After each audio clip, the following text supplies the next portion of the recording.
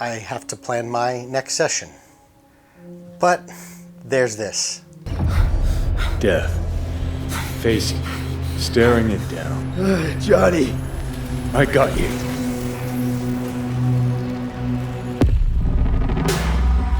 Pressure's tanking. It's neurogenic shock. He's dying. V, you in there? My head. So what now? Now, you find out what it is you need to do. Let's talk about distracted players. You've invested time and energy into a wondrous adventure.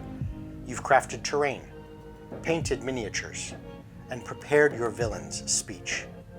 As the DM, you're firing on all cylinders. Yet, there it is.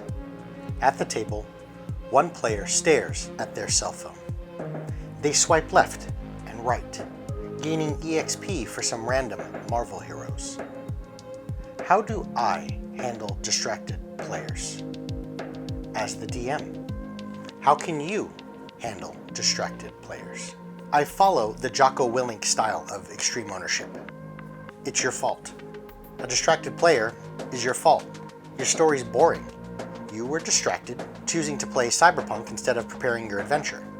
What you brought to the table is subpar.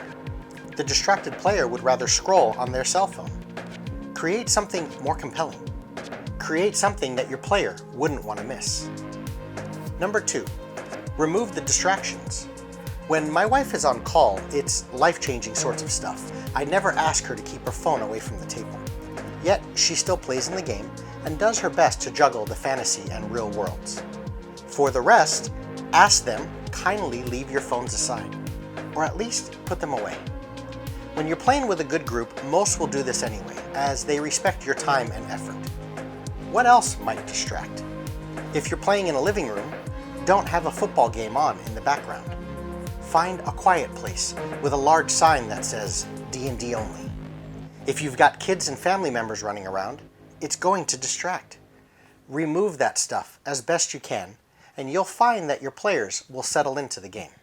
Number 3, remove your distractions. I'm not talking about playing Cyberpunk 2077 when you should be preparing your session. I'm talking about during the session. Don't ask something of your players that you won't do yourself. If you're distracted and must respond to the text or take that call, call a break. It's your game and you set the flow, so use that power to decide when you're on and when you're off. One way to quickly lose players is to be so distracted that you didn't hear what they wanted to do. One of the best ways to eliminate or reduce distractions during game is to get it out of the way early. Start each session with 20 minutes of bullshit time. Talk about the world, movies, Cyberpunk 2077. Notice how I keep going there. Number 5, don't let other players distract you. Give each player their moment. When it's their moment, zone in and pay attention to them.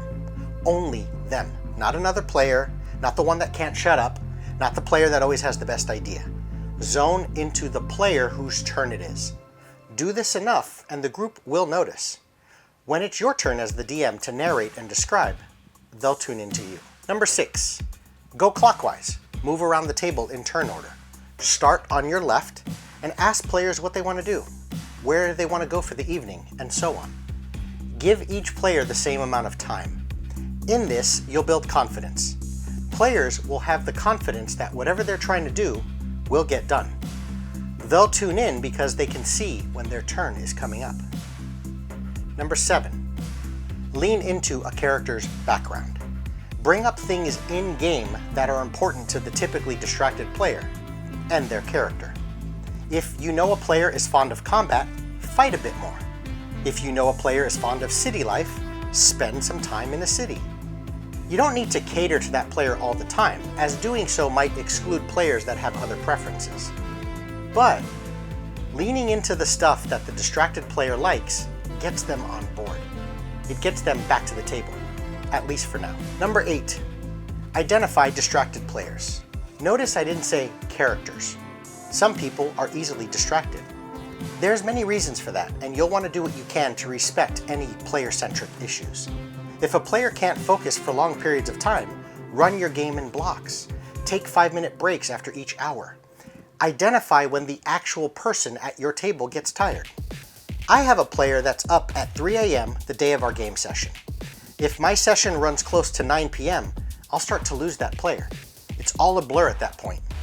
Point is, most times the player isn't trying to sabotage your game. In the case of phones or actual distracting things, the player just needs to put that stuff away. When it's stuff beyond their control, like life schedules, sleepless nights because of a newborn, cut them some slack. Identify it, work around it best you can, but acknowledge and respect when there's just nothing you can do about it. Some people just can't focus. Number 9, talk to people. Talk to them privately, out of game or in game, depending on the relationship you have with them and the rest of your group. Tell the player that they aren't focusing on the game, or their lack of focus is causing others to be distracted. When you have to constantly address and wrangle a player or two back in, it's going too far. You shouldn't have to take time away from those that are invested in order to teach another player about common sense and respect. It doesn't matter if they're friends or family. If they're a distraction and they either can't change or won't change some habits, it's often best if you remove them from the game. This is a shared experience, and when one player messes with the experiences of others, it's not worth it. No harm, no foul. This particular game and group just isn't for them. Another option is to volunteer them as DM. Let them see things from the other side of the screen. It might clear things up. And one more thing about distraction. A thing of beauty, I know. You've never